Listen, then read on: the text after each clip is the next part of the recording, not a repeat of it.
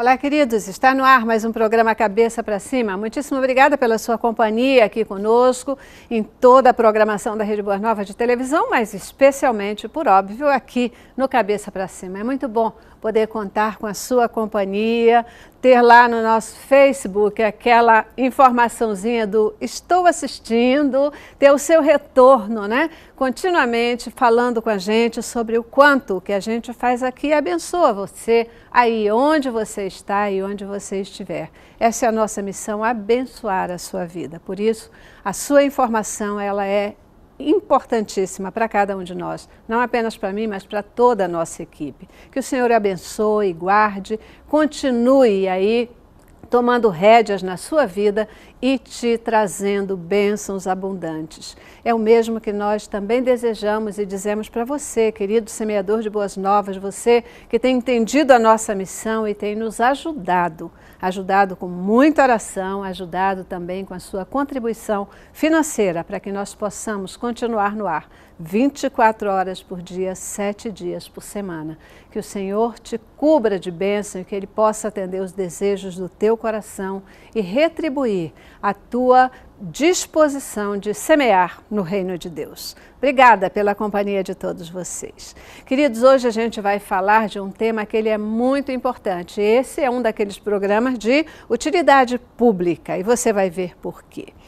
Na verdade, segundo a própria Organização Mundial de Saúde, as doenças do coração e o AVC, elas são a principal causa de morte por doença em todo o mundo. Por ano, mais de 17 milhões de pessoas acabam morrendo por conta dessas doenças. Muita gente, né? 17 milhões de pessoas morrendo por ano em todo o mundo. E aqui no Brasil, segundo a Secretaria de Saúde, cerca de 300 mil pessoas morrem por ano em função das doenças cardiovasculares. Esses números, por si só, eles já são mais do que suficientes para que se tenha um dia especial, um dia para chamar a sua atenção, para chamar a nossa atenção para as doenças cardiovasculares. 29 de setembro, Dia Mundial do Coração. E é sobre ele que a gente vai conversar aqui no Cabeça para Cima de hoje. Sobre ele, o coração. Começamos com o nosso informativo. O Dia Mundial do Coração foi criado no ano 2000 pela Federação Mundial do Coração. O objetivo é claro, alertar as pessoas sobre a importância de manter uma boa saúde desse órgão tão importante para o funcionamento do corpo. Dados do Ministério da Saúde apontam que cerca de 300 mil brasileiros por ano sofrem infarto agudo do miocárdio, que acaba sendo fatal para 30% deles. É preciso combater os principais fatores de risco para eventos cardiovasculares: hipertensão, diabetes, dislipidemia, que são os níveis elevados de gordura no sangue. Há ainda o histórico familiar, estresse, tabagismo, obesidade, sedentarismo e doença de tireoide. Não existe um momento exato para que os sintomas se manifestem, por isso é necessária a conscientização e o conhecimento dos sinais, sintomas e fatores de risco. A melhor prevenção é ir ao cardiologista e seguir as orientações dele, sempre. Pois é, né? A gente tem visto que inclusive crianças, elas estão aí tendo também problemas nessa linha de doenças cardiovasculares. Gente, eu quero, no início desse programa agora aqui, né, dizer para você lembra do versículo bíblico, você que conhece a Bíblia, que diz sobre tudo que deves guardar, guarda o teu coração. Eu penso e quero provocar que esse versículo hoje sirva também para o tema saúde, que a gente vai falar no programa de hoje. Dia Mundial do Coração é o nosso tema. E para falar sobre ele, claro, eu tinha que ter aqui no estúdio o Fábio Tucci, ele que é especialista pela Sociedade Brasileira de Cardiologia, doutor em ciências pela UERJ e falou do coração. Aí a gente está aqui com você, tendo você aqui com a gente. Obrigadíssima por atender os nossos convites sempre, Fábio. Prazer. Sempre aqui presente. E falar aí, né, de um tipo de doença que é responsável pela maior quantidade de mortes por doença em todo o mundo. As doenças cardiovasculares, né, incluindo as doenças cardíacas e o acidente vascular cerebral, são as principais causas aí de morte, juntamente com uma série de tipos de câncer, né, as doenças crônicas não transmissíveis, né, que a gente chama. Né? Caramba, então a gente tem que ter um dia mundial do coração de verdade, né? Com certeza. Tem que ter. Mas quero apresentar para vocês também Kátia Duarte, ela que é nutricionista, primeira vez aqui no Cabeça, que delícia, obrigadíssima pela Muito sua obrigada presença. pelo convite, estou adorando estar aqui. Que coisa boa. E falar de alimentação que tem tudo a ver, né? Exatamente. Tudo a ver com as questões também das doenças do coração, né? Sim, principalmente pela prevenção, né, já das doenças, né?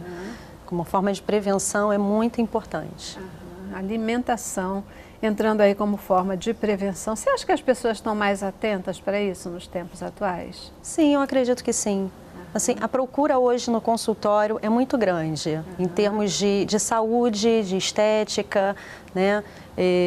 Assim, as pessoas quando percebem que tem algum probleminha já ali nos exames laboratoriais, elas correm para o nutricionista, elas correm para o cardiologista e elas se preocupam um pouquinho mais com isso, sim. Fábio, você acha que realmente a gente fica assim num nível tão sério, a ponto de precisar ter um dia para chamar a atenção da população, né, para as doenças cardiovasculares? E como é que você vê a importância de se ter um dia assim para chamar a atenção das pessoas? Eu acho que deveria ter um mês, né? Não só um dia, porque realmente o peso para a sociedade, em termos de perda de vidas, né, produtivas e de tudo mais, é muito grande em função das doenças cardiovasculares. Então, acho que um dia é pouco. É assim, um dia só para chamar a atenção, né? Mas, olha, eu estou impressionada como setembro é um mês especial, nesse sentido das campanhas de prevenção, de chamar a atenção da população, né, para uma série de doenças. Estou impressionada, porque quase todo dia de setembro tem uma motivação especial. E hoje, 29 de setembro, Dia Mundial do Coração, né?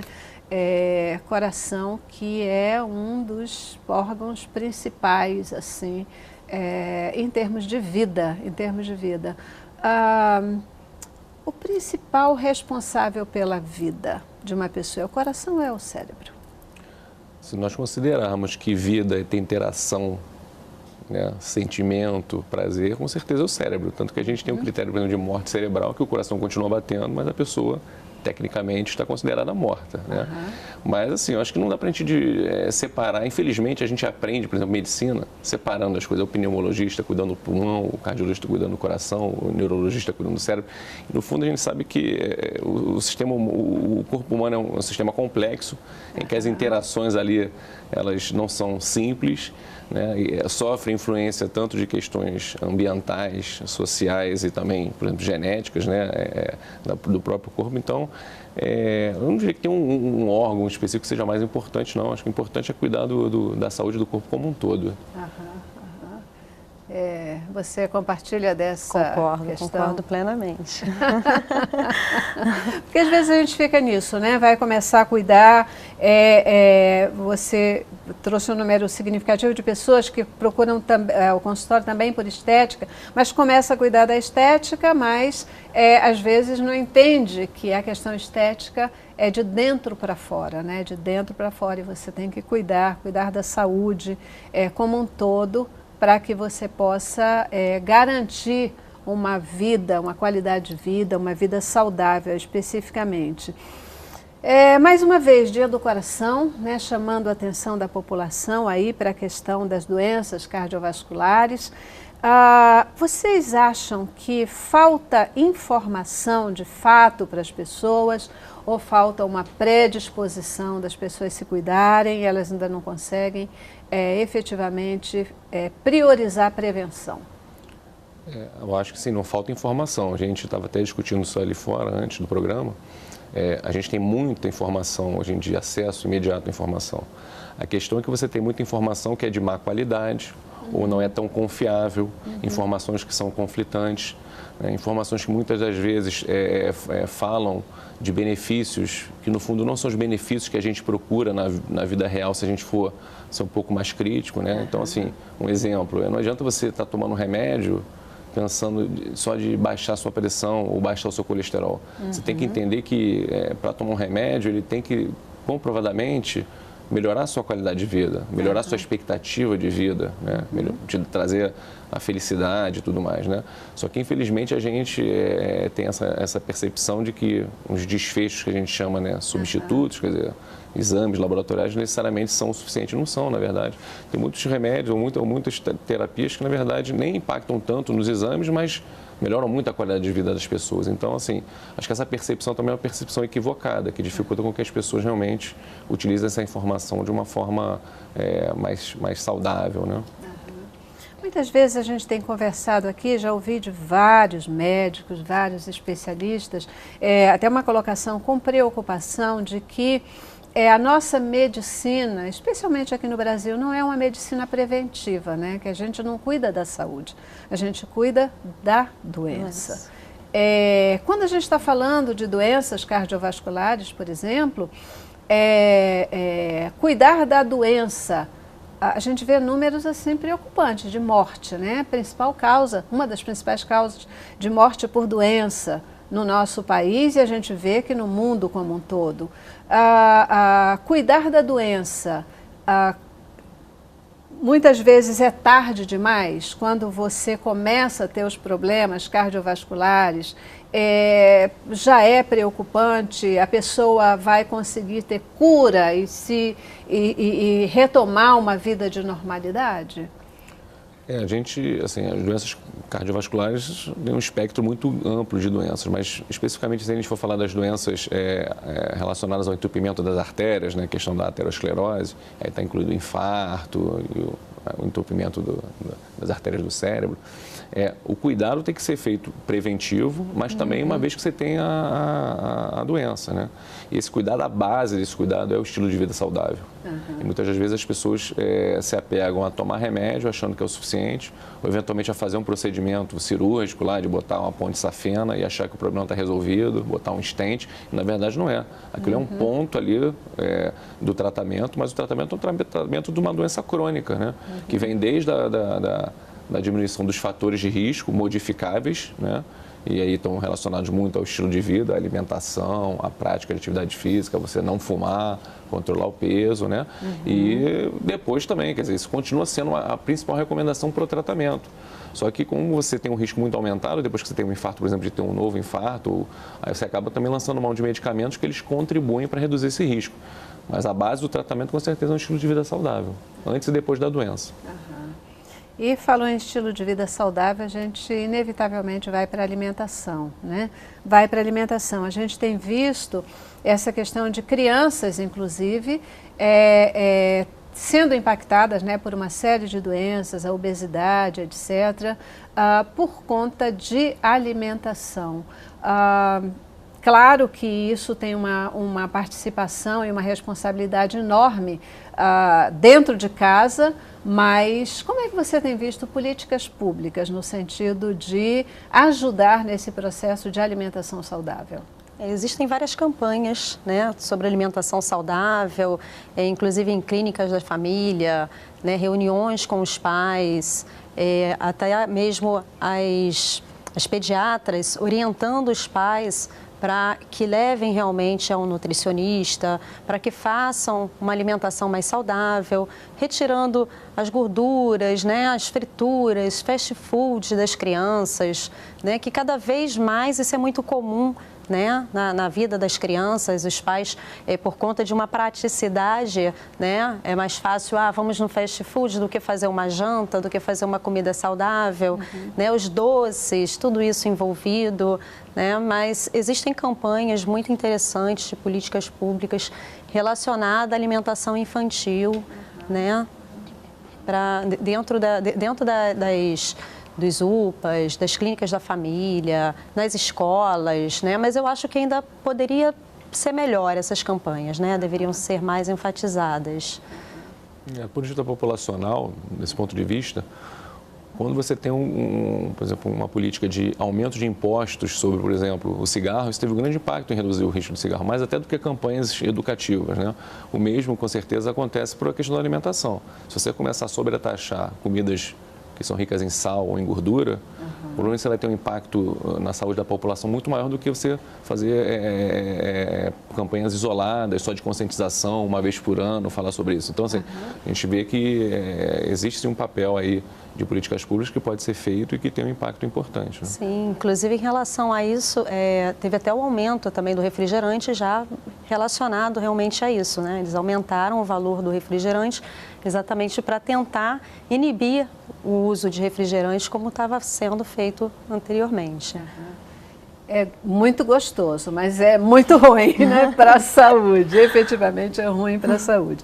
Queridos, a gente já precisa fazer a nossa primeira paradinha, vou para o intervalo. E quando a gente voltar, vamos conversar um pouquinho sobre as doenças propriamente ditas, né?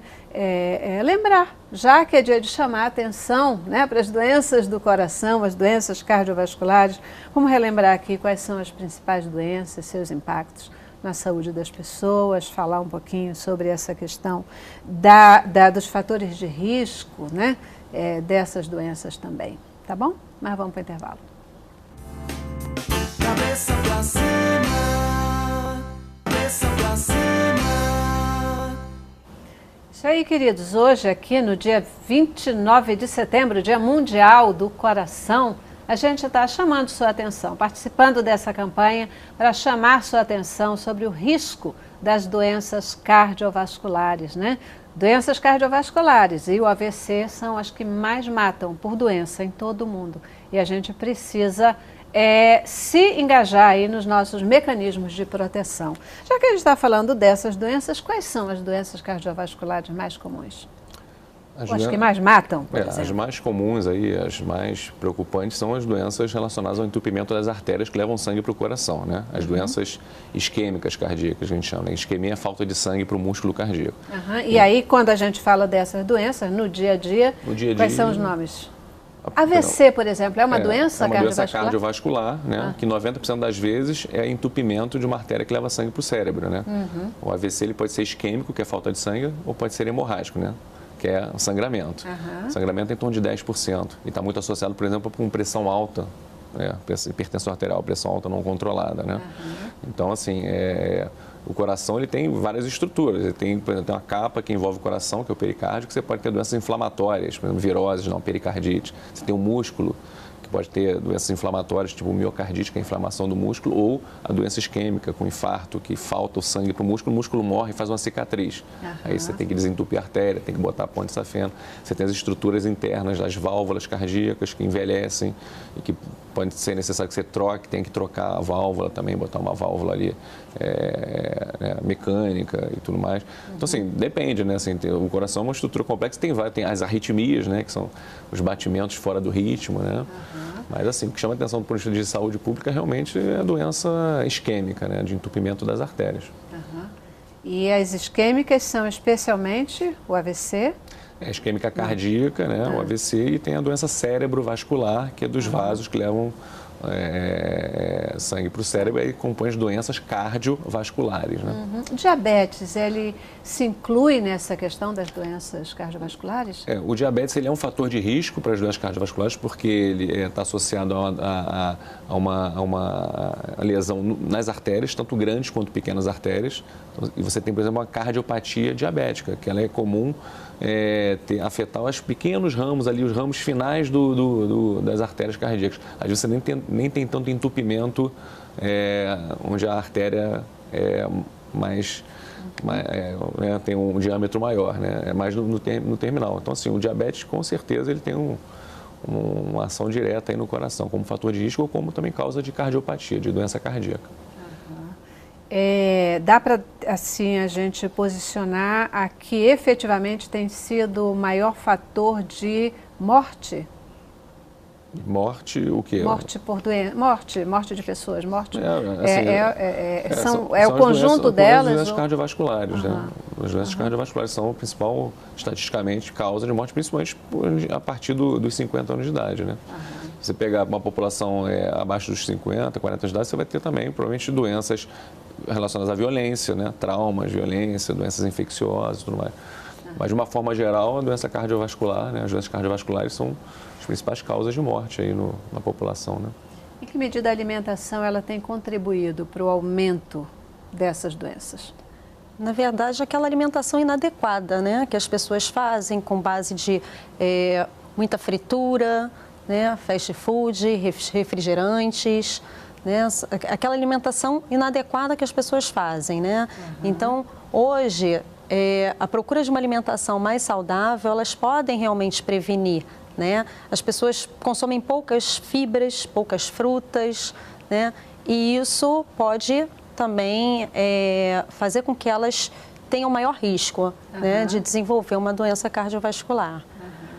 E aí a gente, no mundo atual, né, com o estilo de vida, todo mundo tem pressa, todo mundo come correndo, come andando e tal, acaba optando por uma alimentação menos saudável. Sim, né? É mais fácil parar em um lugar e comer uma coxinha de galinha do que sentar e almoçar, né? Fazer uma alimentação mais saudável, com uma boa salada, um arroz integral, né? Então, a correria também faz isso, né? Mas, assim, as cabeças das pessoas aos pouquinhos estão mudando realmente em relação a isso.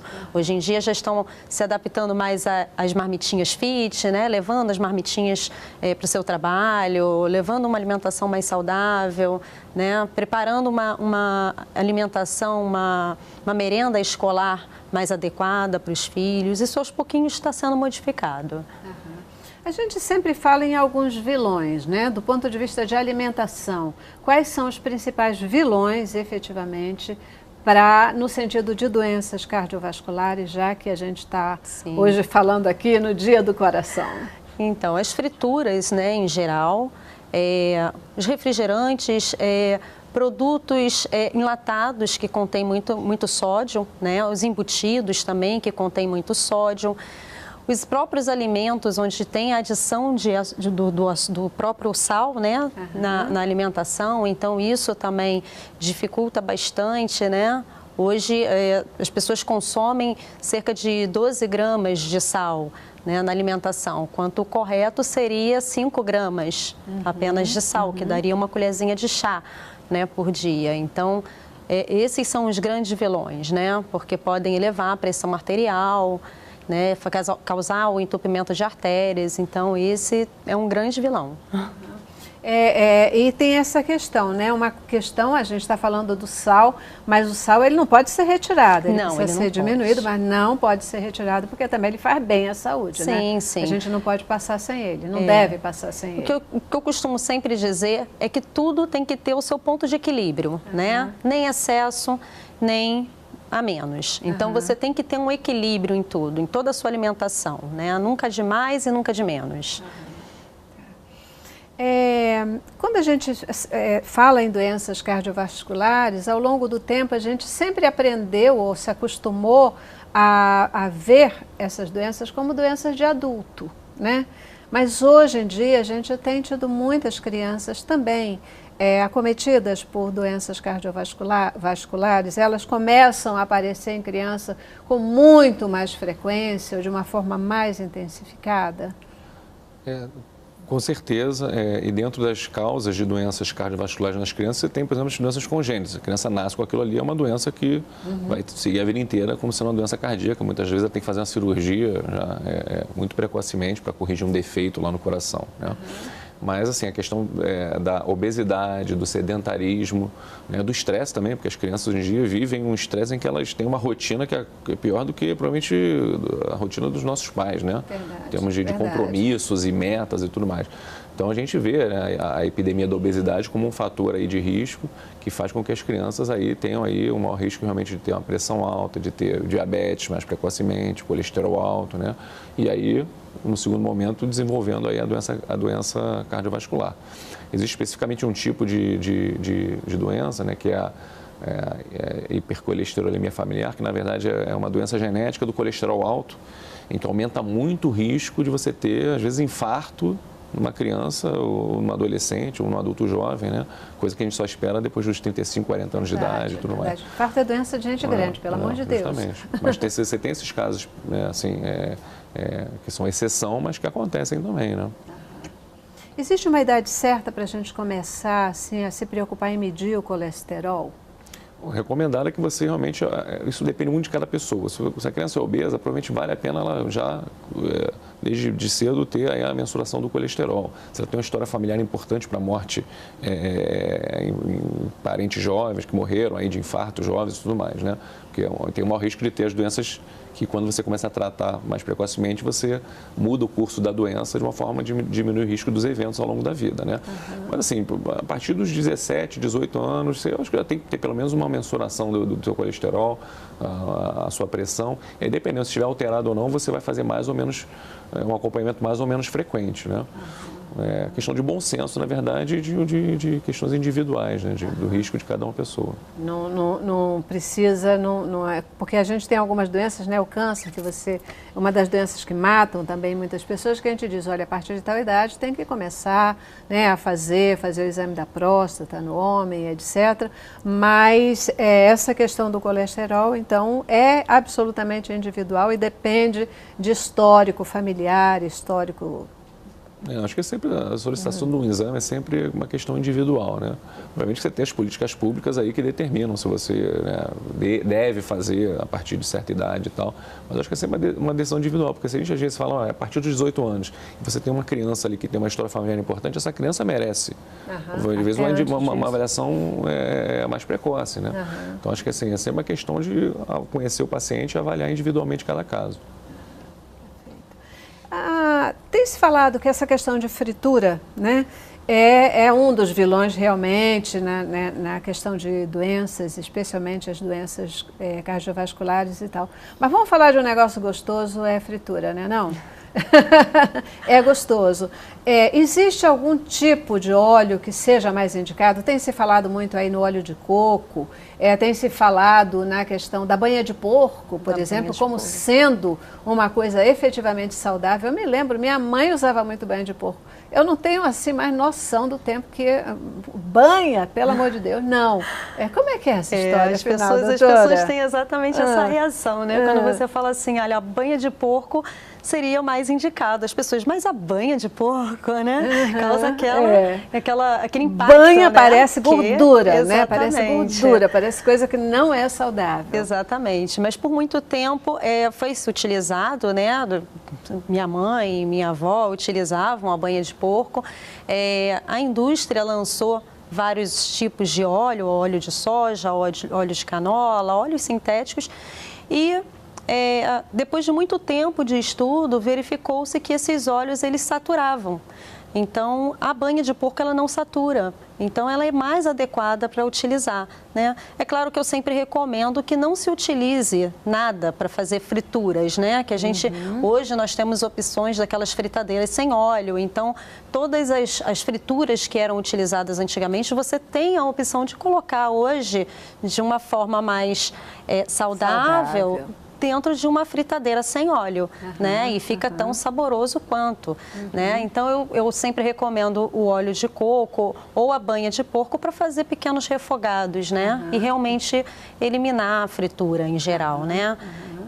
E o carboidrato também, né? O carboidrato, antigamente a gente se falava muito que a gordura fazia muito mal para o coração e o carboidrato era o mocinho. Hoje os papéis se inverteram, né? E hoje a gente já fala muito sobre o carboidrato, o quanto o carboidrato tem contribuído também para doenças, né, cardiovasculares. Inclusive, tem artigos recentes mostrando, né, estudos recentes mostrando que o uso abusivo de carboidrato na dieta acarreta várias doenças, aumento de triglicerídeos, diabetes, né, e doenças cardiovasculares. E essas que já são aí, né, as precursoras, né, exatamente. Então, assim, eu acho que é aquela questão, as pessoas às vezes fazem uma leitura errada, né? E falam assim, nossa, então quer dizer que a gordura pode, o carboidrato não pode. Começa a exagerar no consumo, né, de gorduras, né, em geral. Só que tudo é um equilíbrio, né? Tudo tem que ter um equilíbrio, então se você souber dosar a quantidade de cada alimento, tanto de macronutrientes como de micronutrientes na dieta, você consegue uma vida mais saudável e equilibrada. Perfeito. Já preciso de novo para o intervalo e no retorno eu queria conversar com vocês queria entender como é que a gente pode perceber uma doença cardiovascular, sintomas dessas doenças e como que a gente deve reagir quando esses sintomas acontecem, né? Como que a gente pode, medidas que a gente pode tomar quando acontecem. Às vezes uma pessoa que começa numa crise, né, tendo um AVC, às vezes medidas simples que podem salvar uma vida, né? Tenho certeza que vocês terão dicas aí pra gente nesse sentido. Vamos para o intervalo. Cabeça pra cima. Aí, gente, 29 de setembro, que é agosto, agora já passou, 29 de setembro, Dia Mundial do Coração. Sabe por quê? Porque as doenças cardiovasculares, juntamente com o AVC, são as principais causas de morte de pessoas em todo o mundo. Mais de 17 milhões de pessoas em todo o mundo morrem por ano por conta dessas doenças. E aí a questão é tão séria, que as instituições definiram que era importante escolher um dia para chamar a nossa atenção para a importância da informação, da prevenção das doenças cardiovasculares, né? Então, se a gente tem que prestar atenção, como é que a gente sabe que ela está chegando? Quais são os sinais de alerta para uma doença cardiovascular? Vamos começar pelas crianças. Quais são os sintomas de alerta para uma doença cardiovascular numa criança? Na criança, você pode ter como manifestação, por exemplo, a criança que desmaia quando faz uma atividade física. Isso pode ser um indício de que a criança possa ter uma doença cardíaca, ela merece uma investigação. Tanto do ponto de vista cardíaco quanto neurológico, né? Ou se ela tem uma falta de ar que é desproporcional ao esforço. Então, é aquela criança que não consegue acompanhar os amiguinhos no dia a dia das atividades. Ou criança que fica, às vezes, com a pele cianótica, fica azul, né? Fica com as extremidades azuladas. Isso pode ser um indício também de doenças cardíacas. História de sopro cardíaco, na maioria das vezes um sopro na criança ele é inocente, ou seja, não é doença, mas ele muitas vezes merece ser investigado por conta de poder também já ser um indicativo de doença cardíaca, né, na criança, né, aceleração do coração. Então tem uma série de sintomas que chamam a atenção aí para poder ter doença cardíaca, né, no caso da criança. Os sintomas são diferentes em mulheres ou em homens? São assim, a gente sabe que em homens, os homens são muito mais estudados do que as mulheres na literatura médica. Então, isso é uma questão, né? Mais recentemente que você tem dado mais atenção especificamente a estudar as doenças nas mulheres e isso também a questão das doenças cardíacas. Nos homens, o que é mais típico, por exemplo, do entupimento das artérias, da angina, que a gente chama, né? É uma sensação de aperto, pressão no peito, mas que pode vir do umbigo até aqui a boca, né? Que possa estar irradiando aí, quer dizer, saindo aqui do peito para os braços, né?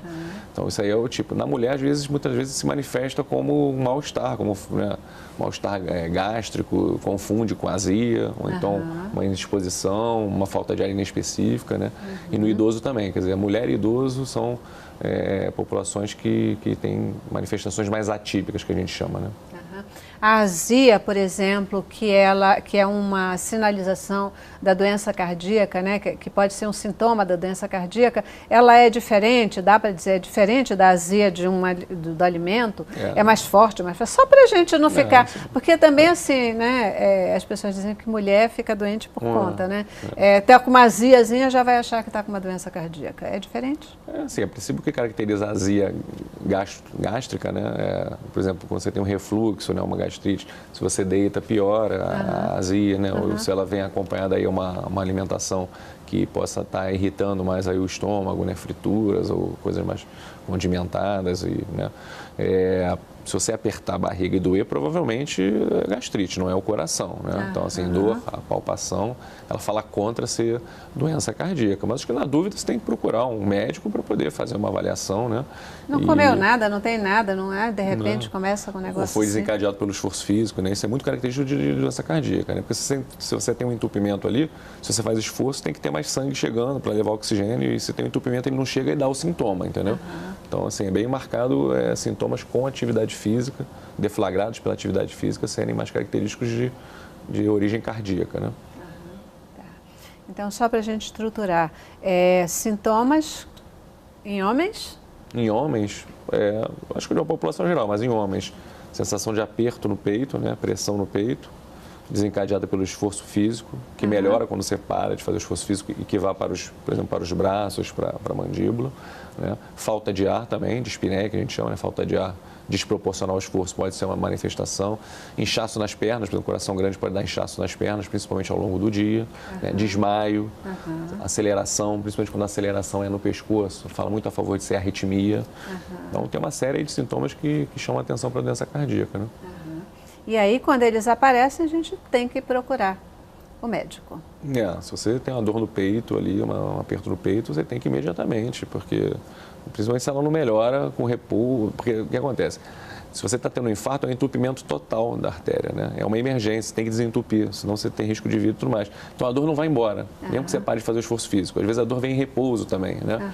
Mas se tem uma dor ali que, assim, os estudos mostram que a percepção da pessoa também é muito importante. Se você está na dúvida, né, e sentiu que é uma coisa diferente, na dúvida vai para procura, porque realmente pode ser uma coisa mais séria. E eu acho que esse é um ponto bacana da gente chamar a atenção, né? Porque é aquilo, se a nossa medicina, ela cuida da doença, não cuida da saúde, a gente vai se acostumando a fazer isso também, né? E muitas vezes a gente está com alguns sintomas e diz assim, isso é besteira, vai passar, não preciso procurar um médico. Só vou procurar o médico quando, se piorar, se não sei o quê, aí a gente vai procurar o médico. Quer dizer, a gente também tem um comportamento que não é de prevenção na maioria das vezes, né? É de só tratar a doença. Então, na dúvida, vai no médico, né? Vai no médico, vê o que tem. Se não for nada, ótimo, mas se for, você, quanto mais cedo começar a tratar, de repente melhor. É por aí? Por aí. Obviamente que tem que ver os excessos também, né? Se a Não, pessoa tem um lógico. distúrbio de ansiedade, Claro, né? claro. Mas eu acho que na dúvida você deve sim. E a questão da prevenção, né? Como foi falado, você não tem sintomas, né? Você não tem a doença. Mas você tem ali os fatores de risco conhecidos que são modificáveis, né? Então, um peso adequado, controle do peso, alimentação saudável, né? Como a gente falou, não fumar, prática de atividade física, né? Não ingerir bebida em excesso, ter medidas de controle do estresse, sono adequado, tudo isso são medidas aí que as pessoas podem fazer para reduzir o risco de ter que estar procurando um médico por causa da doença já estabelecida, né? Você, por exemplo, é o tipo da profissional médica que as pessoas devem procurar sem estar sentindo nada, né? Sem doença nenhuma, né? Especialmente, absolutamente preventiva. Preventiva, né? exatamente. Preventiva, né? Muitos procuram depois que já tem uma doença instalada e que precisam modificar a sua alimentação por recomendação médica, né? Mas por forma de prevenção, né? Apesar de hoje a maioria das pessoas fazerem a procura numa consulta nutricional pela estética, eu sempre falo que a estética ela está associada a uma alimentação saudável, ela está associada à sua saúde. Se você está com a saúde boa, você vai estar com uma estética saudável também, né? Mas ainda assim é procurado, né? Temos que procurar uma alimentação saudável já do início, né? Sem precisar ter uma doença já instalada. Perfeito, perfeito. E assim, a gente tem muitas vezes essa questão, né? As doenças do coração, o que a gente fala assim, a pessoa teve um ataque cardíaco, né? Teve um problema ali. E como é que é essa questão do pronto atendimento? O que a gente pode fazer em casa? Quais são os tipos de atitudes, de coisas que a gente pode fazer que fazem toda a diferença e podem salvar uma vida?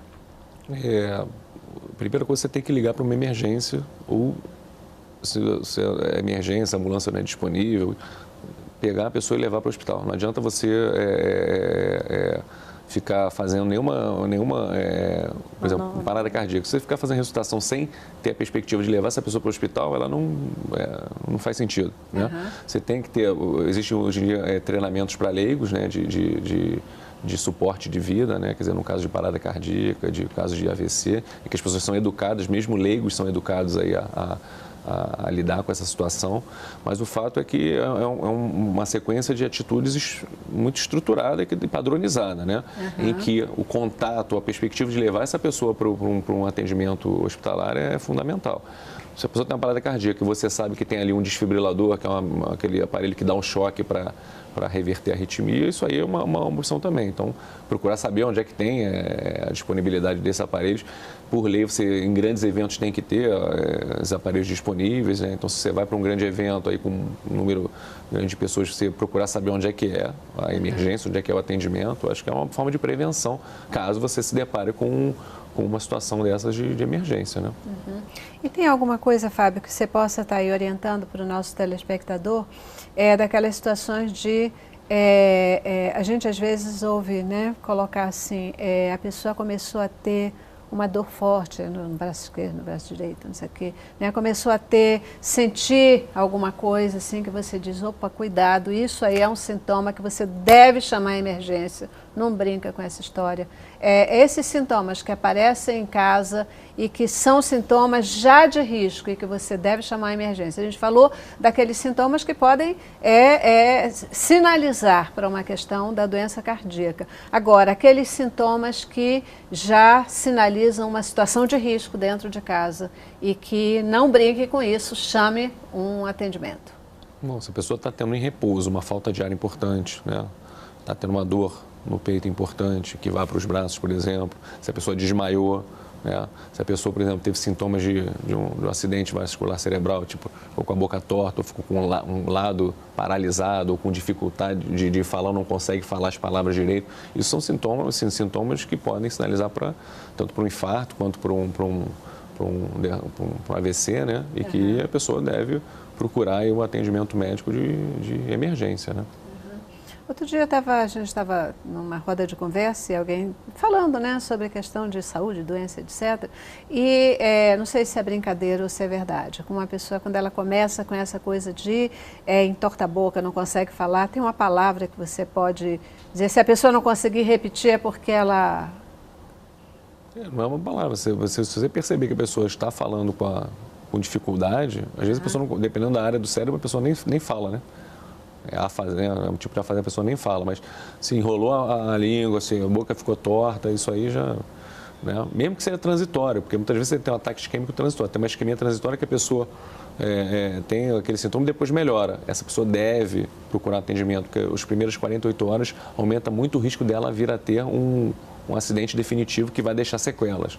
Então deve procurar uma emergência assim. Muitas das vezes, mesmo que seja transitório, o déficit, ela tem que ficar hospitalizada. E porque às vezes a gente brinca com isso, né? Teve um probleminha, não passou, deixa para lá, não passou, acabou. Aí a gente não vai olhar. Também disso que a gente está falando, né? E também disso são essas atitudes de não buscar o atendimento que engrossam esse número de pessoas que morrem a cada ano por conta das doenças cardiovasculares. Né? Cerca de metade dos pacientes que têm um infarto mesmo agudo, entupimento, não chegam no hospital, né?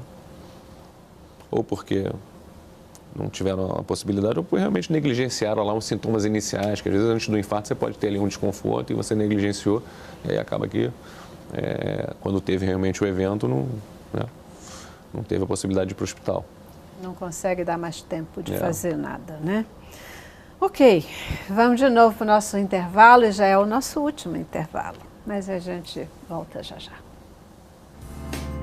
Cabeça pra cima, cabeça pra cima. Gente, olha só, hoje, repetindo de novo, 29 de setembro, Dia Mundial do Coração, um dia reservado para chamar a atenção de toda a população, de todo mundo, para a questão das doenças cardiovasculares, porque é incrível, são as que estão na liderança aí das causas de morte por doença em todo o mundo.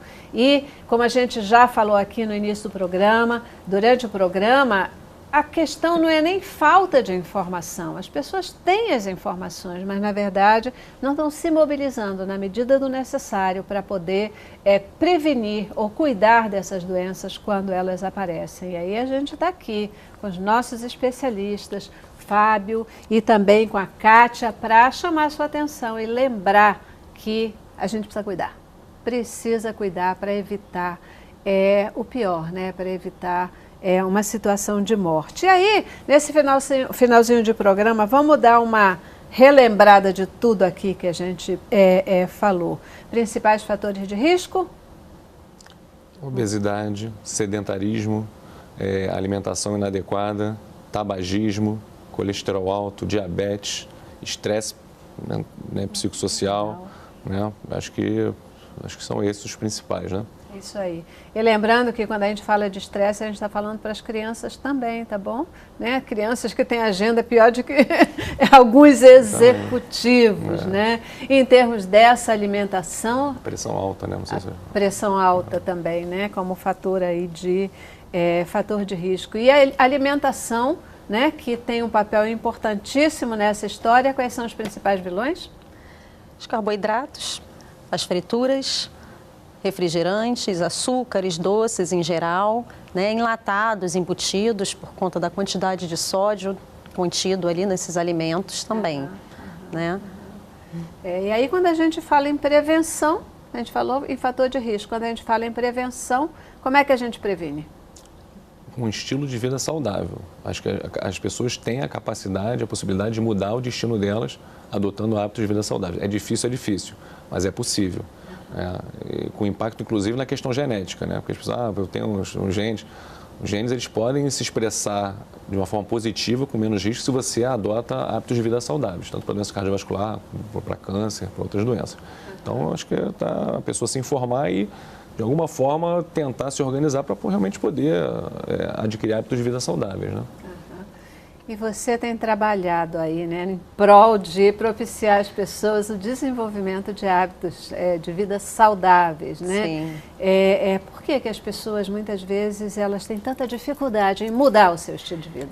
A maior dificuldade hoje das pessoas é realmente em relação ao tempo, né? A vida corrida, trabalho, tem que levar a criança na escola, volta, né? Então, as pessoas hoje, elas têm uma vida muito corrida, né? Então, isso dificulta bastante. Dificulta, mas dizem que tempo, quando a gente estabelece prioridade, a gente acha, arruma, né? né? Você adequar o seu tempo, quer dizer, ter um planejamento do tempo é fundamental. Se você perde 30 minutos na rede social, é o suficiente para você fazer uma atividade física em casa, que seja, já ter um impacto em redução de risco de morte. Se você, antes de dormir, fica na rede social, vendo televisão, ao invés de, por exemplo, se planejar para o dia seguinte, se você sabe que vem para um programa que é na hora do almoço, traga a sua fruta. E por aí vai. Quer dizer, então, tem uma questão também de planejamento e de gestão do tempo, né? Com certeza a gente tem muitas demandas hoje em dia, mas tem ferramentas que você pode utilizar e estratégias para poder adotar os hábitos saudáveis, né?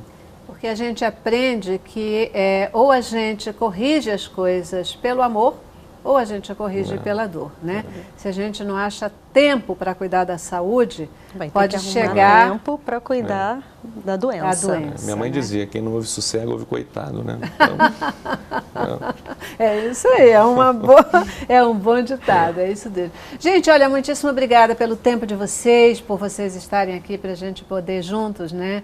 Tá aí participando desse movimento de alerta à população em relação às doenças cardiovasculares. Obrigadíssima. Obrigada a você. E obrigada a você também que participou conosco. E você sabe que o Cabeça para Cima a gente sempre termina com boa música. E a Aline Menezes é que canta pra gente hoje. Paz.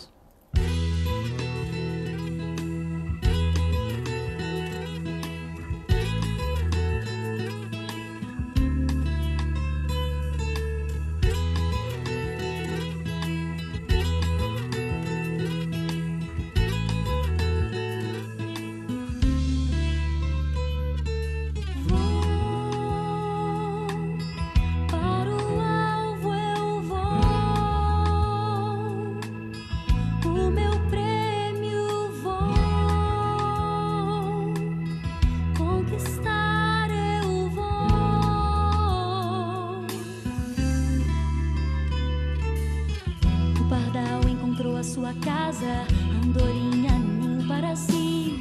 Eu encontrei os seus altares, eu encontrei os seus lugares. Mas vai um dia aqui, a porta da tua casa, do que mil em outro lugar. Então eu vou para o alvo, eu vou. O meu prêmio vou.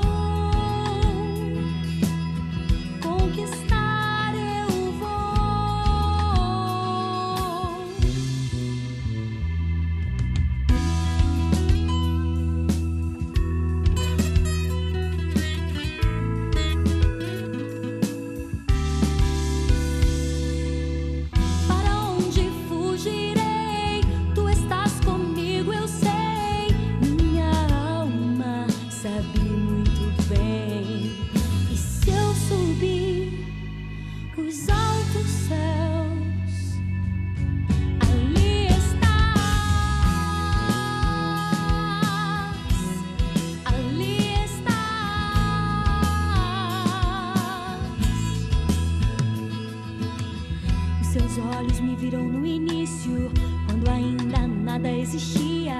Você escrevia sobre mim, criava todos os meus dias essa canção que